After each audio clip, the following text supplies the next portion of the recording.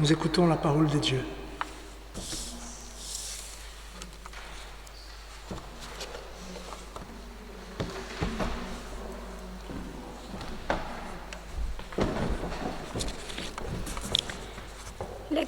Lecture du livre de l'Évangile de Jean au chapitre 16, du verset 16 à 23. J'ai encore beaucoup de choses à vous dire, mais vous ne pouvez pas les porter maintenant. Quand le Consolateur sera venu, l'Esprit de vérité, il vous conduira dans toute la vérité, car il ne parlera pas de lui-même, mais il dira tout ce qu'il aura entendu et il vous annoncera les choses à venir. Il me glorifiera parce qu'il prendra de ce qui est à moi et vous l'annoncera. Tout ce que le Père a est à moi. C'est pourquoi j'ai dit qu'il prend de ce qui est à moi et qu'il vous l'annoncera. Encore un peu de temps et vous ne me verrez plus. Et puis, encore un peu de temps et vous me verrez parce que je vais au Père. Là-dessus, quelques-uns de ses disciples dirent entre eux, « Que signifie ce qu'il nous dit ? Encore un peu de temps et vous ne me verrez plus, et puis encore un peu de temps et vous me verrez. Et parce que je vais au Père, il disait donc, que signifie ce qu'il dit ? Encore un peu de temps. Nous ne savons de quoi il parle. Jésus connut qu'ils voulaient l'interroger. Il leur dit, vous vous questionnez les uns les autres sur ce que j'ai dit. Encore un peu de temps et vous ne me verrez plus. Et puis, encore un peu de temps et vous me verrez. En vérité, je vous le dis, vous pleurerez et vous vous lamenterez et le monde se réjouira. Vous serez dans la tristesse, mais votre tristesse se changera en joie. La femme, lorsqu'elle enfante, éprouve de la tristesse parce que son heure est venue. Mais lorsqu'elle a donné le jour à l'enfant, elle ne se souvient plus de la souffrance à cause de la joie qu'elle a de ce qu'un homme est né dans le monde. Vous donc aussi, vous êtes maintenant dans la tristesse, mais je vous reverrai, et votre cœur se réjouira, et nul ne vous ravira votre joie. En ce jour-là, vous ne m'interrogerez plus sur rien. En vérité, je vous le dis, ce que vous demanderez au Père, il vous le donnera en mon nom. Jusqu'à présent, vous n'avez rien demandé à mon nom. Demandez et vous recevrez, afin que votre joie soit parfaite.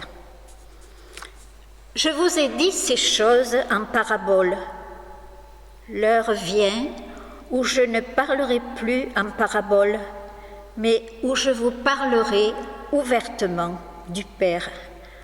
En ce jour, vous demanderez à mon nom, et je ne vous dis pas que je prierai le Père pour vous, car le Père lui-même vous aime, parce que vous m'avez aimé, et que vous avez cru que je suis sortie de Dieu.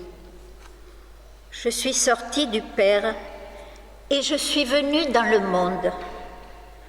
Maintenant, je quitte le monde, et je vais au Père.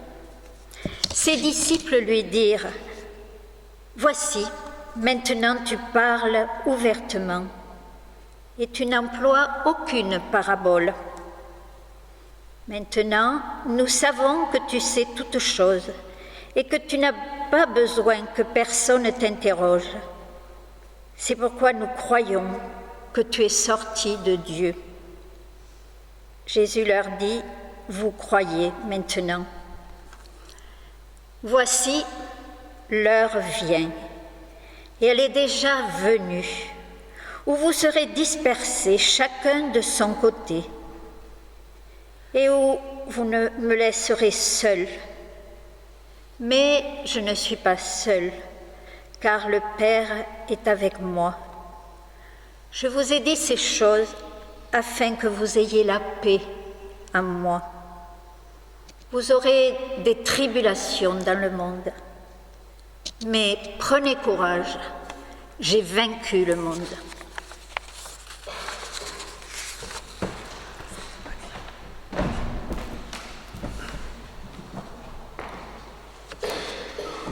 Merci Annie. Prions. Seigneur notre Dieu, que ta parole puisse demeurer dans notre cœur, que ton esprit vivifie ces paroles afin que nous voyions la gloire de ton Fils. Aide-nous à comprendre le message que tu as réservé depuis l'éternité pour nous. Au nom de Jésus-Christ, la parole vivante. Amen. Je sais que peut-être je vous ai déjà raconté cet exemple, que ça a été très frappant pour nous, pour moi, pour Stéphanie. Un jour, nous avons vu Clarisse, ma fille qui est là. Elle pleurait et elle disait, et on arrive, on lui demandait qu'est-ce qui se passe. Elle a pleuré, elle disait, je veux voir Jésus. Évidemment, pour nous en tant que parents, ça a été mitigé. Pourquoi? Parce qu'on était contents. Notre fille aime tellement Jésus qu'elle veut le voir. Mais en tant que parents aussi, on sait qu'il n'y a qu'une seule façon d'aller voir Jésus, et c'est tout ce que les parents ne souhaitent pas à ses enfants, qu'ils partent plus tôt pour aller voir Jésus. Et donc, c'est vrai que parfois, on est angoissé parce qu'on veut voir Jésus. Je vous pose une question. Si Jésus, il est arrivé là maintenant, s'il entrait par les portes du temple et Jésus venait ici nous voir, bon, soi-disant qu'on n'allait pas poser des questions, soi-disant que tout le monde ici, on croit que Jésus est vraiment entré dans ce temple. Alors peut-être, il y aurait quelques dames qui allaient préparer des choses à manger, peut-être d'autres allaient voir s'ils étaient bien habillés pour recevoir Jésus, bien coiffés, enfin. Mais soi-disant encore qu'on enlève toutes ces préoccupations et que Jésus était là, qu'est-ce que nous allons lui dire ou faire? Peut-être on allait simplement lui faire un câlin, peut-être on n'allait rien dire, mais juste pleurer devant lui. Peut-être qu'on allait se réjouir. Peut-être qu'on allait montrer la photo de notre arrière-petit-fils qui vient de naître. Voilà Jésus, mon arrière-petit-fils. On ne sait pas. Peut-être qu'on allait poser des questions difficiles. Jésus, qui a écrit la lettre aux Hébreux? Des questions théologiques? Je ne sais pas. Mais vous savez, parfois on se trompe. Pourquoi? Parce que, je vais vous dire une chose, c'est que nous dit le texte, Jésus, il est là. Peut-être qu'il n'est pas là par le moyen que nous souhaitions. On voulait Jésus en chair et en os. Mais le texte veut nous montrer que Jésus, il est là. Et tout ce que je viens de décrire, montrer la photo de notre petit arrière-petit-fils, pleurer, poser des questions, on peut le faire parce que Jésus, il est là. Notre texte, C'est un texte qui se passe encore dans ce repas, dans le contexte du dernier repas, où Jésus a lavé les pieds, où Jésus a annoncé le traître. Et parfois on peut penser que c'était un repas très solennel, où tout le monde était là, en train d'écouter Jésus. Mais comme j'ai dit souvent, ce repas, il semblait plutôt à un repas de Noël en famille. Il y a eu beaucoup de discussions, les gens ne comprenaient pas ce qui se passait. Jésus disait qu'il allait mourir. Il y a d'autres qui disaient « Jésus, je veux bien m'asseoir à ta droite et mon frère à ta gauche ». C'était un peu étrange, loin de tout d'être solennel. Et c'est à ces moments-là que Jésus essaye d'apprendre des choses aux disciples. Et un enseignement qu'il va dire, c'est un peu cette dernière parole avant la passion, c'est « Je serai avec vous ». Et là, évidemment, ces paroles, il y a un peu de contradiction, même un paradoxe. Comme nous venons d'écouter, Jésus il va déclarer « Vous ne me verrez plus ». Ok, mais bientôt, vous allez me voir. Ça nous fait quand même, c'est contradictoire. Jésus, on ne te verra plus ou on va te revoir. C'est pour nous aujourd'hui, ça fait un peu difficile à comprendre, surtout aux disciples à cette époque-là. Et évidemment, nous qui connaissons l'histoire, nous qui sommes un peu plus posés pour lire le récit, on voit que un peu avant, Jésus vient d'annoncer la venue du Consolateur, du Saint-Esprit. Jésus, il a dit, il faut que j'aille avec mon Père pour que le Saint-Esprit, pour que le Consolateur soit envoyé. Donc évidemment, les disciples, ils n'ont pas compris que la présence du Saint-Esprit signifiait la présence de Jésus lui-même. Et en fait, frères et sœurs, parfois la foi chrétienne nous semble contradictoire. Pourquoi ? Parce que Jésus est là sans être là. Nous avons la Sainte Seine où nous disons Jésus est là. Mais quand on regarde, quelqu'un qui est venu sans connaître un peu la religion chrétienne, il va regarder, mais où est Jésus ? On dit que nous sommes bénis, nous disons que le Saint-Esprit habite en nous, mais c'est très difficile de démontrer ces réalités qui pour beaucoup de regards, le christianisme semble contradictoire. Mais qu'est-ce qui vient résoudre ces problèmes ? C'est la foi. C'est ça que Jésus nous demande, croire, avoir la foi qu'il est vraiment là avec nous. Moi, en préparant cette prédication, j'ai eu une réflexion. Alors, si Jésus, après la résurrection, il ne montait pas au ciel, mais il est resté. Vous savez, les jeudis, là, nous allons célébrer les jeudis l'Ascension. Là où Jésus, il est monté au ciel. Soit disant que Jésus, il ne montait pas au ciel, il avait resté sur la terre. Imaginez où Jésus allait habiter. Peut-être à Rome, je ne sais pas. Imaginez pour lui parler. Il fallait prendre un rendez-vous. Il fallait déjà avoir un peu d'argent pour aller à Rome. Pour trouver un temps, peut-être qu'on aurait 1 heure, 1 minute, quelques secondes pour parler à Jésus, pour être en sa présence. Est-ce qu'il y aurait des gardes royales ? Mais par la foi, aujourd'hui, nous pouvons avoir un rendez-vous maintenant. Nous pouvons pleurer devant lui. Nous pouvons partager notre vie avec lui. Voici la foi que Jésus invite ses disciples à avoir. Jésus, il est présent. Et là, Jésus, il va dire que le monde, c'est un monde rempli des souffrances, des chagrins, des douleurs. Et les disciples vont bientôt expérimenter la déception. Pourquoi? Parce que Jésus, il est là dans la salle avec ses disciples et bientôt il partira au Gethsémani.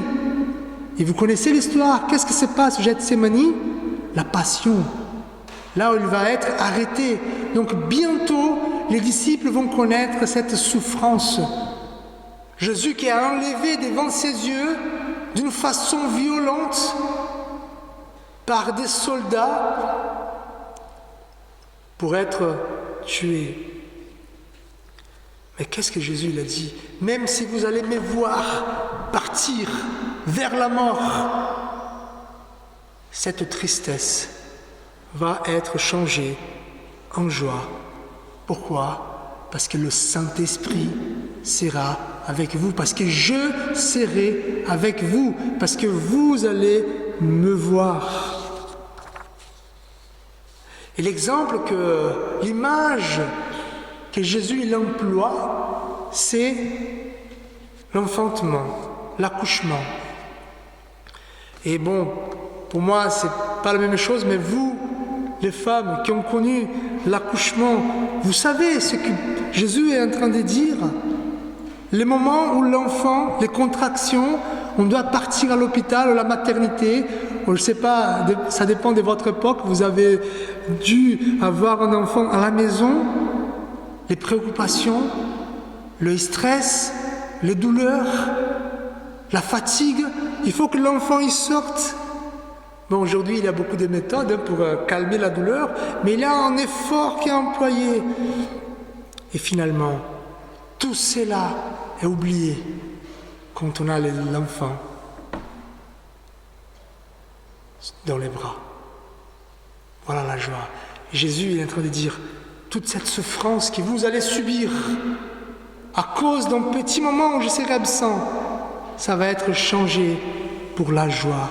Et ici, Jésus n'est pas en train de dire que la souffrance précède la joie. Ça veut dire qu'il faut souffrir pour connaître la joie.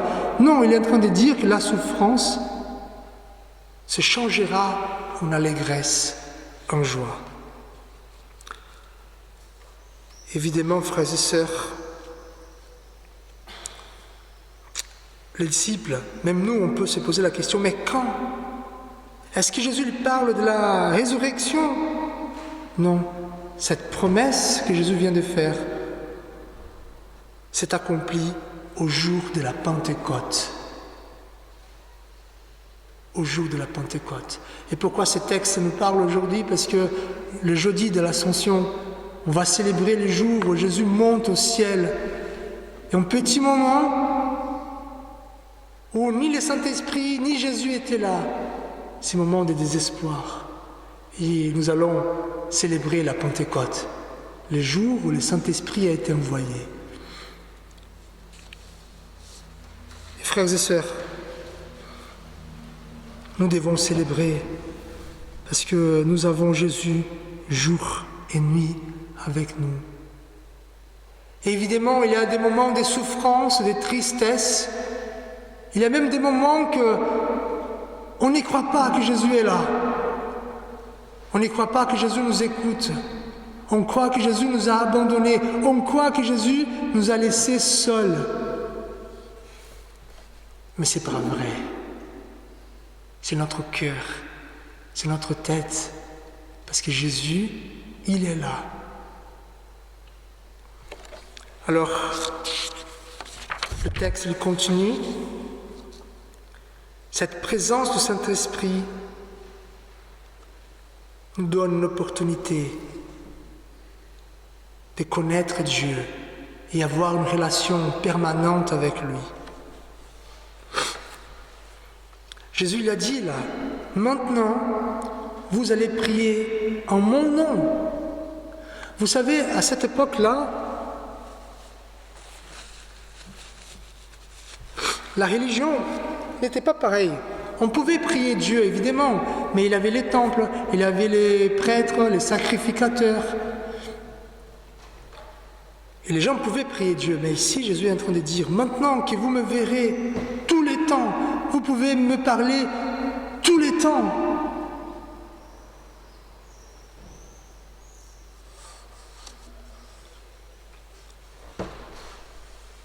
Et vous pouvez me poser des questions. Pourquoi? Parce qu'il dit, vous les disciples, vous n'allez plus poser des questions, d'interroger, parce que je serai présent avec vous.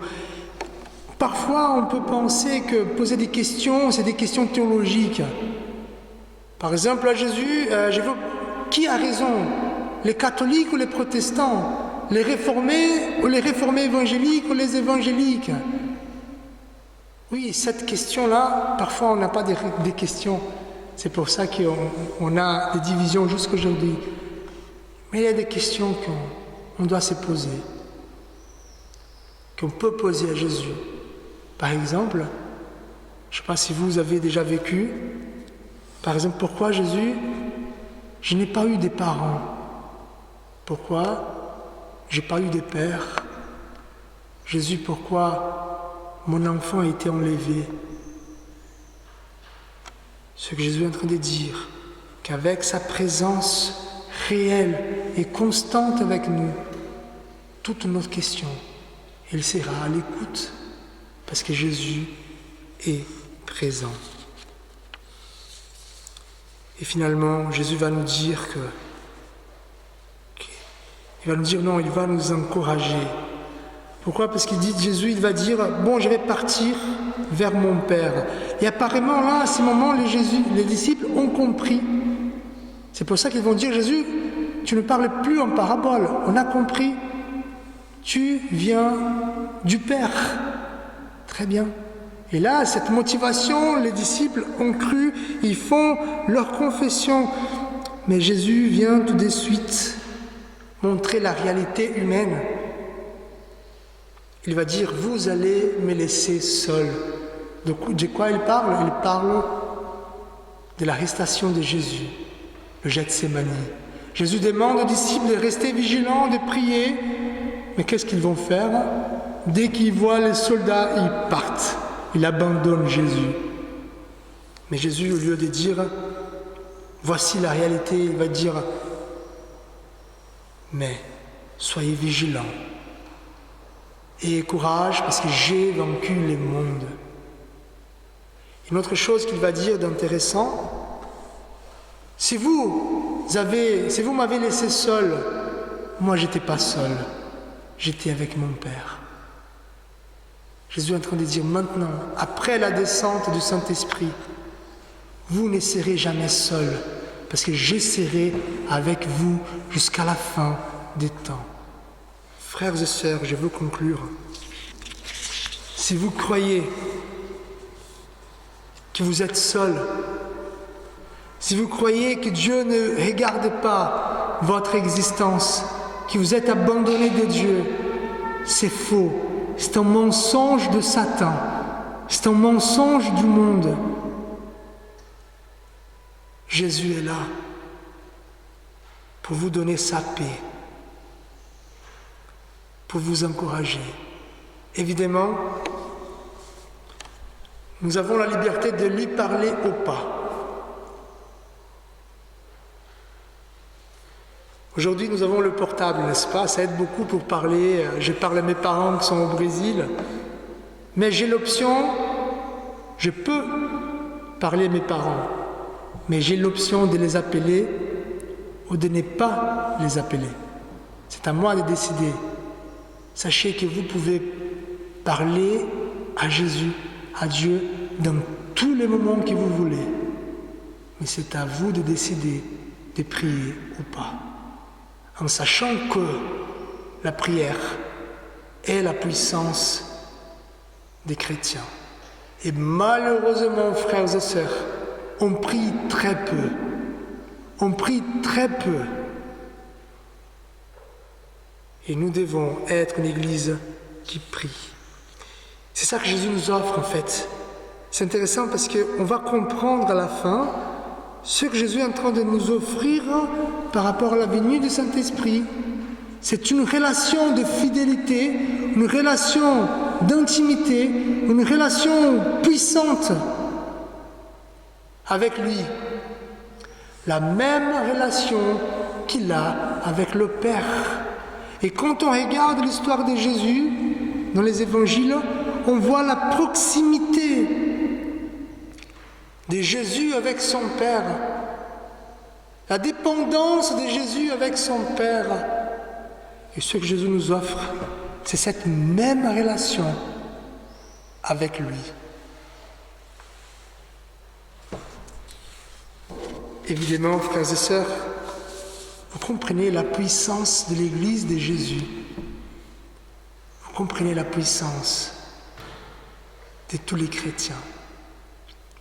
Et ma prière d'abord, c'est pour moi, en tant que pasteur, que j'ai prie plus, que je vive jour et nuit avec Jésus, en croyant que Jésus est ici avec moi.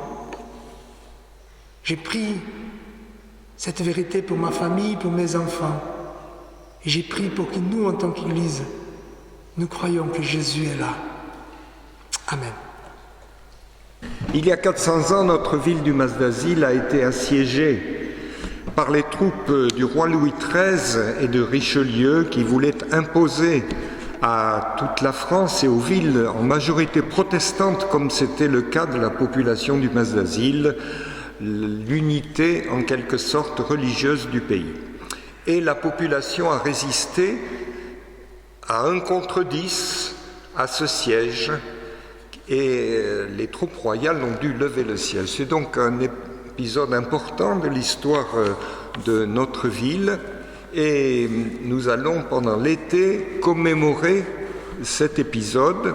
Il y aura des événements importants pour la paroisse, en particulier le fait que c'est le bicentenaire de ce temple qui sera célébré le 15 août ici même. D'autre part, il y aura un culte fin juin à la grotte et à la fin du mois de septembre, le dimanche 28 après-midi, un concert de clôture dans ce temple.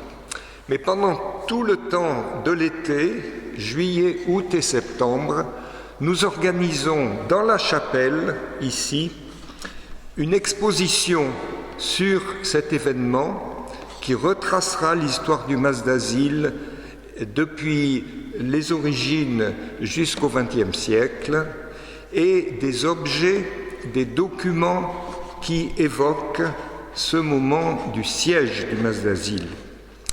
Donc, cette exposition, qui est donc accueillie dans les locaux de la paroisse, a besoin, pendant le temps où elle durera, de personnes volontaires pour faire l'accueil des visiteurs. Ce sera ouvert en principe tous les après-midi et la raison principale pour laquelle je m'adresse à vous, c'est de vous inviter, ceux qui le peuvent et qui le veulent, à être parmi ces volontaires qui pourront faire l'accueil donc d'un après-midi ou de plusieurs, de 15h à 19h dans la chapelle. Je vais laisser sur la table une feuille où on peut commencer à s'inscrire avec un stylo pour pouvoir le faire. Ce n'est pas un engagement définitif, c'est indicatif en quelque sorte.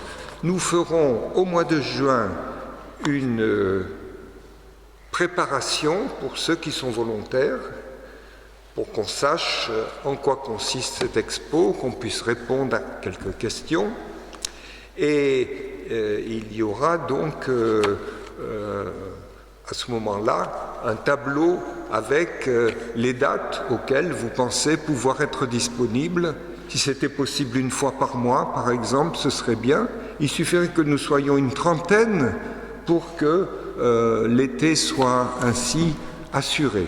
Il y aura sans doute d'autres personnes qui ne sont pas forcément protestantes qui seront intéressées aussi pour cela. Voilà pourquoi je me permets de faire cet appel et je laisserai le programme de ces manifestations sur la table. Pour l'exhortation. Selon l'apôtre Paul, il nous dit « J'exhorte donc avant toute chose à faire des prières, des supplications, de requêtes, des actions de grâce pour tous les hommes, pour les rois et pour tous ceux qui sont élevés en dignité, afin que nous menions une vie paisible et tranquille, en toute piété et honnêteté. » Que le Dieu le Père, Jésus-Christ notre Seigneur et Sauveur, et le Saint-Esprit nous donnent l'amour, la grâce et la consolation. Amen. Et chantons notre dernier chant, que la grâce de Dieu